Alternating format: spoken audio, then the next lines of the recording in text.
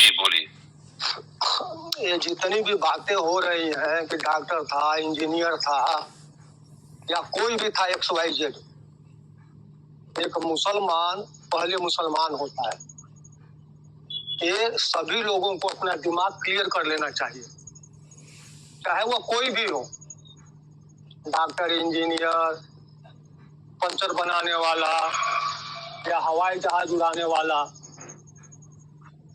या वो जो वाक्य कह रहा था हमारा भाई बॉर्डर पे है, कौन जानता उसका भाई बॉर्डर पे है, तू आके बिना मतलब का फेंक रहा है।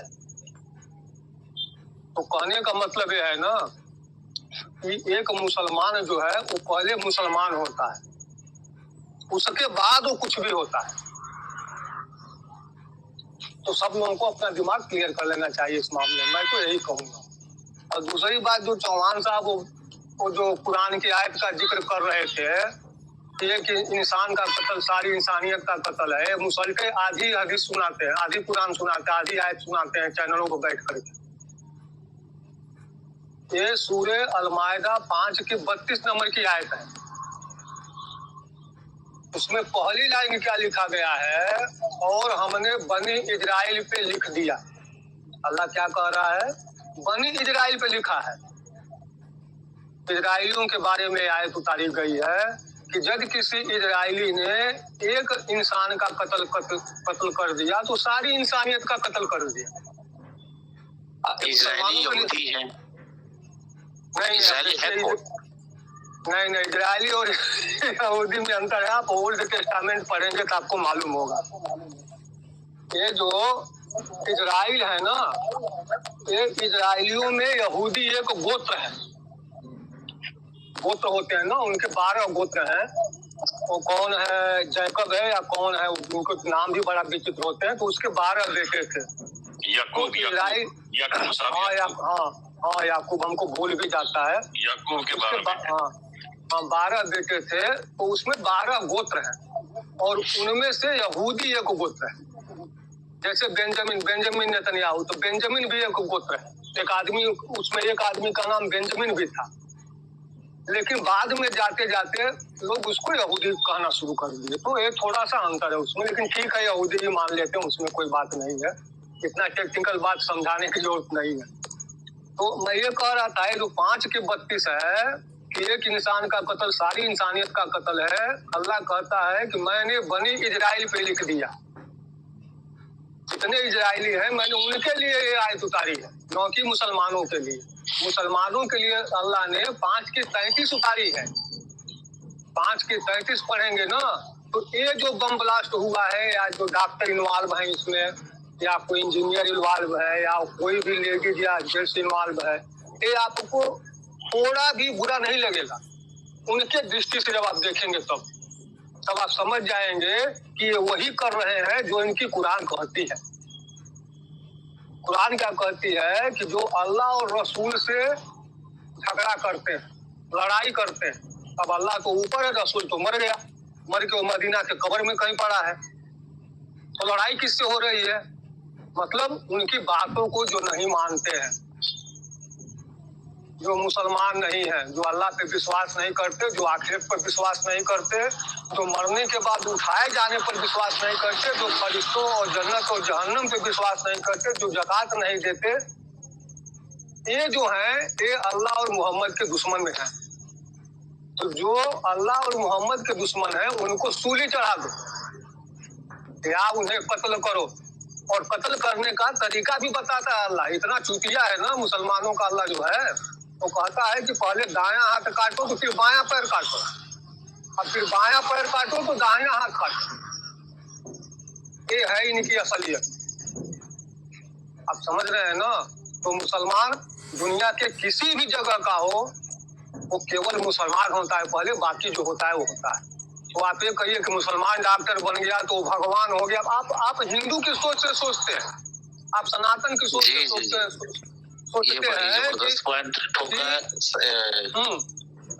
हाँ शुक्ला जी, इसके लिए बहुत बहुत मुबारकबाद और बहुत शुक्रिया कि आपने बड़ा जबरदस्त पॉइंट ठोका है। आप लोग जो है ना नजरिए से सोच रहे हैं। आप हिंदू जो है, आप हर किसी को भगवान समझते हैं, डॉक्टर को भगवान बना लेते हैं। तो इस नजरिए से आप सोचते हैं कि भाई वो मुसलमान डॉक्टर है तो वो पहले भगवान के वो दे पे है। नहीं, वो पहले मुसलमान है। यही गलत हो रहा है ना। क्या किसी कोई मुसलमान किसी डॉक्टर को अल्लाह बोलता है कि ये अल्लाह है? नहीं भाई, वो शिर्क हो जाएगा। सबसे बड़ा जुल्मुल अजीम है कुरान में, अल्लाह के अलावा किसी को दूसरे को माबूद बनाना। अगर डॉक्टर को कभी आज तक सुना है अल्लाह के बराबर दर्जा देते हैं कि हाँ एक डॉक्टर इसने अल्लाह की किसी जान बचाया है? किसी मुसलमान के मुंह से आज तक सुना है? ये हिंदुओं के मुंह से तो सुन लेंगे डॉक्टर भगवान के बराबर होते हैं, क्योंकि किसी एक बीमार का जान बचाया है या मरते हुए का जान बचा लिया तो भाई उसको भगवान मान लेते हैं। कोई मुसलमान कभी भी नहीं मान सकता किसी डॉक्टर को अल्लाह के बराबर, बल्कि उसके बराबर भी नहीं मानना है। अल्लाह तो कहना तो थोड़ी की बात है। तो ये बात है, ये सच्चाई है। जब कोई मुस्लिम डॉक्टर है तो उसके लिए किसी काफिर का इलाज करना भी हराम है, उसको नहीं करना चाहिए। उसका धर्म ये सिखाता है कि काफिरों को जहाँ पाओ वहाँ कत्ल करो, उनकी घात लगा के बैठो। ये अंतिम सूरा जो सूरे तौबा है ना, मक्का फतह के टाइम और उसके बाद उतरती है, क्योंकि उसमें तबूक का भी वर्णन है, जंग तबूक का। तो मक्का फतह के बाद जंग तबूक होती है, और ये सूरे अल-माइदा जो है वो मक्का फतह के जस्ट पहले आती है, जिसमें अल्लाह कहता है कि काफिरों को कैसे मारना है, काटना है, दाहिना हाथ काटो, बायां पैर काटो, उनको सूली चढ़ा दो। ये मुसलमानों का कुरान है और ये उनको सिखाया जाता है, बचपन से सिखाया जाता है। आप लोगों को लगता है कि डॉक्टर बन गया तो मुसलमान भगवान बन गया, घंटे का भगवान बन गया वो साला। गवर्नमेंट उनको एक हाथ में कुरान और एक हाथ में लैपटॉप पकड़ा रही है। और पकड़ाओ, मैं तो कहता हूँ जितने भी मुसलमान है ना उन सबको डॉक्टर इंजीनियर ही बना दो, और जितनी गवर्नमेंट की नौकरियां हैं उन्हीं को दे दो। हमको घंटे का गवर्नमेंट की नौकरी की जरूरत नहीं है, हम तो लात मारते हैं ऐसी गवर्नमेंट की नौकरी। हमारे घर में कोई नहीं जा रहा है, मैंने अपने बच्चों को भी नहीं भेजा। हम क्यों जाके तुम्हारी गुलामी करें भाई? तुम जिसको रिजर्वेशन दे रहे हो, जिसको पढ़ाई में छूट दे रहे हो, जिनको तुम सारी सुविधाएं दे रहे हो, अब वही गवर्नमेंट की नौकरी करेंगे। हम क्यों करें भाई? हम तो कई लाख रुपया खर्च करके लड़के के इंजीनियरिंग पढ़ाए हैं ना, तो तुम्हारी 40,000 रुपए की 60,000 रुपए की गवर्नमेंट की नौकरी इंजीनियरिंग के माल लड़का क्यों करे? तुमने जिसको सुविधाएं दे रही हो उन्हीं को रखो, वो इम्प्रूवमेंट करेंगे और ऐसे ही बम ब्लास्ट करेंगे। कि जितने भी डॉक्टर इंजीनियर भोसड़ी वाले मुसल्टे बन रहे हैं ना, ये सब बम ब्लास्ट ही करेंगे और ये कुछ नहीं करेंगे। क्योंकि इनके यहाँ देखिए, यदि आपने कोई ऐसी टेक्नोलॉजी बना दी जो मानवता के फायदे के लिए है, तो ये जो है सुन्ना के हिसाब से गलत है। इनकी रिलायंस ऑफ द ट्रेवलर्स में लिखा है, सरिया की किताब में लिखा हुआ है, यदि कोई इनोवेशन करता है मुसलमान तो वो जो है अल्लाह के खिलाफ काम कर रहा है, वो सुन्ना के खिलाफ काम कर रहा है। शुक्ला जी, जो पिछले साल डॉक्टर अदनान अली पकड़ा गया था पुणे से, वो कमबख्त किसी पंचर वाले को, किसी कबाड़ी वाले को, बताओ उसका नेक्सस कैसा था? उसने छोटे से बड़े से हाई प्रोफेशनल तक सारे लोगों को अपने अंडर ले रखा था। और सबसे हैरानी की बात यह है कि जब उसको गिरफ्तार करने वहां पहुंचे तो वहां का जो चीफ मेडिकल ऑफिसर था वो कहता है ये तो बड़े प्यार से गले मिलते हैं, ये तो इतने प्यार से बोलते हैं कि इतना तो कोई हिंदू प्यार से नहीं बोलता है। मतलब हम तो हैरान हैं कि इनकी स्ट्रैटेजी।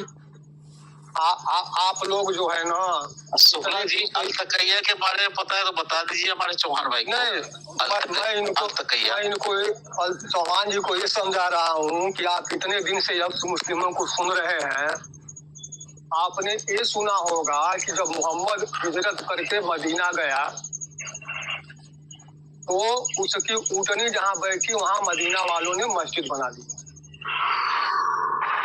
मदीना के बहुत सारे लोगों ने अपनी बेटियां और बहनें इनको दी, इन मुहाजिरों को। और एक शख्स वहाँ का जो बहुत बड़ा आदमी था मदीना का, उसने जो है उसकी 2 बीवियां थी। उसने एक सहाबी से कहा कि तुमको जो बीवी पसंद हो तुम कहो, मैं उसको तलाक देता हूँ, तुम उससे निकाह कर लो। मदीना वालों ने इनका इज्जत किया। ये मदीना मोहम्मद के बाप का तो था नहीं। अच्छा, अपनी जमीन दिया, अपना घर दिया, इनको खाने पीने की व्यवस्था दी, और इन मुसल्टों ने क्या किया, उन्हीं यहूदियों और अंसार जो क्रिश्चियन थे वहाँ, उनको मार मार के भगा दी। किसी का साउंड आ रहा है। अच्छा, और फिर जब वो बेचारे खैबर तक पहुंच गए, 250-300 किलोमीटर दूर, मोहम्मद ने वहां जा करके और खैबर में इन यहूदियों को मारा। तो इनकी तो फितरत है। देखिए, कोई मुसलमान आपका गले बहुत प्रेम से मिल रहा है, मतलब वो आपका गला काटने के चक्कर में है। सिंपल सी बात है। जब ये मोहम्मद जो है उन यहूदियों का नहीं हुआ, जो इनका नबी है, तो ये आपके कैसे हो जाएंगे भाई? किताबें तो पढ़िए इनकी शरिया पढ़िए, इनकी कुरान पढ़िए, इनकी सीरत पढ़िए, तब आपको समझ में आएगा कि इनकी सच्चाई क्या है। इनकी जो सीरत की बुक है, the life of Muhammad Ibn Ishaq, जो फर्स्ट ऑथेंटिक बुक है सीरत की, उसमें पेज नंबर 602 में क्या लिखा है कि मुसलमान जो है वो केवल काफिरों के खून से पवित्र होता है। आपको समझ में आ रहा है ना क्या लिखा है? बिल्कुल सही कहा आपने। और रेफरेंस कौन सा बोले आप स्कॉलर जी, कितना नंबर? The life of Muhammad Ibn Ishaq, page number 602, English version. एक पीछे कोई 602। Thank you. अच्छा, मोहम्मद साहब बात कर लो, जो मुसलमान भाई है उससे बात करो। कैमरा बंद कर भाई, कैमरा बंद कर।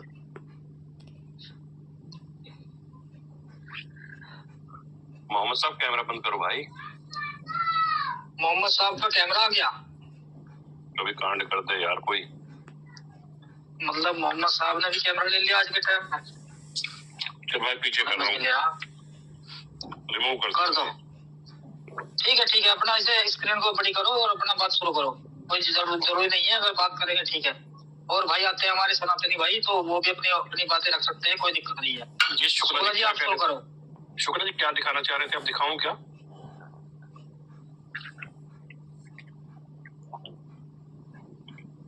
हाँ, वो तो दिखा दीजिए ना। क्या था वो? दिखाइए, क्या था वो? The life of Muhammad Ibn Ishaq, page number 602।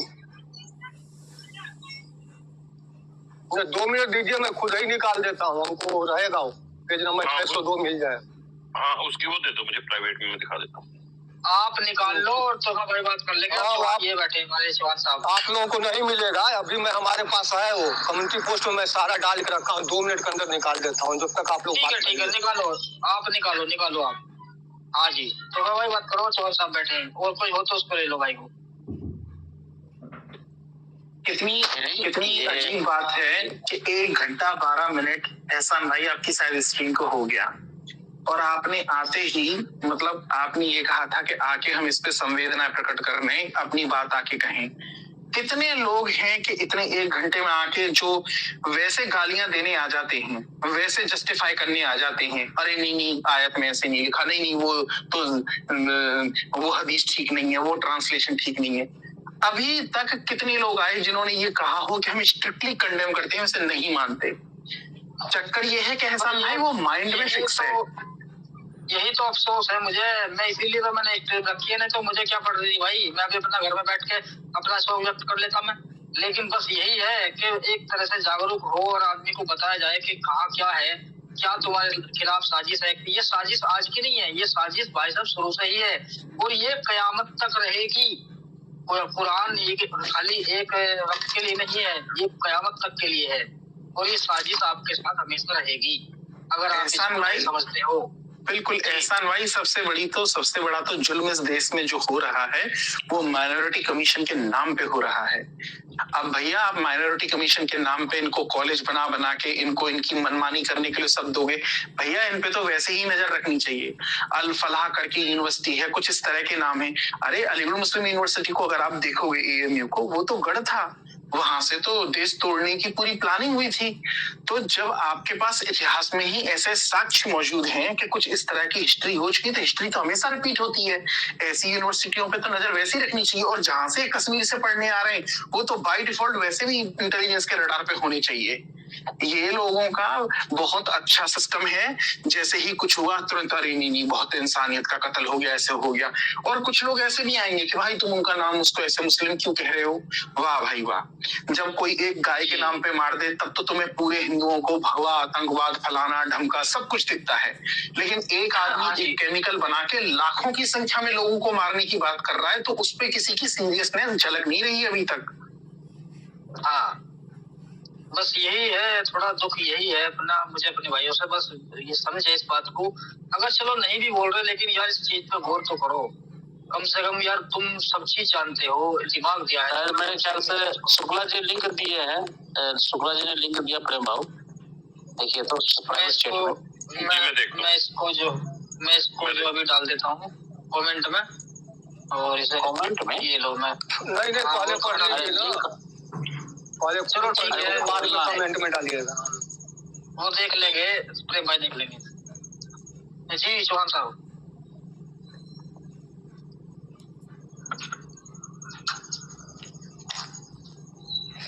तो बस वही कह रहा था मैं एहसान भाई कि ये इतना अनफॉर्चुनेट इंसिडेंट है। और पता है एहसान भाई, जब कल वीडियो बन रही थी तो कुछ तो ऐसे बेशरम किस्म के लोग हैं कैमरा लेके जो खुद का वीलॉग बना रहे थे, हंस रहे हैं वहां खड़े होके।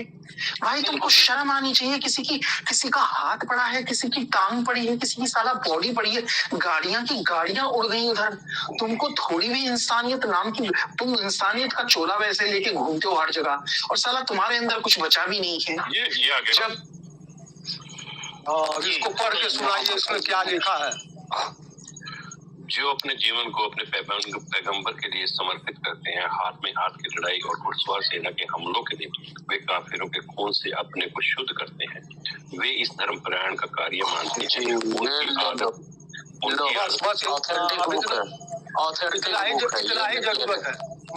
इतना ही जरूरत है। जो अपने को धर्म परायण मानते हैं वो काफिरों के खून से अपने आप को शुद्ध करते हैं। ये लिखा है इनकी किताब में, life of Muhammad Ibn Ishaq, page number 602। अब आपको समझ में आया ना प्रेम भाई? इस लिंक को मेरे व्हाट्सएप पे डाल देना। जी साहब, बेटा ठीक है, बात करो। आप समझ रहे हैं ना प्रेम भाई? जी। इसके बाद भी यदि आप उनसे आशा करते हैं कि वो आपका भला करेंगे, वो आपके बारे में अच्छा सोचेंगे, तो मैं समझता हूं कि उस इंसान से बड़ा मूर्ख इस दुनिया में कोई नहीं है। हम साफ से 108 है ना प्रेम भाव? नहीं 602 है, 602 है। 602 जी। द लाइफ ऑफ मोहम्मद इब्ने हिसाम का नहीं है। इसाक समझ गया इब्ने इसाक 602 में केवल हमारे आइडिया से हिसाम में 395 या 400 कुछ पेजेज है, उतना ही है। वो इससे छोटी बुक है।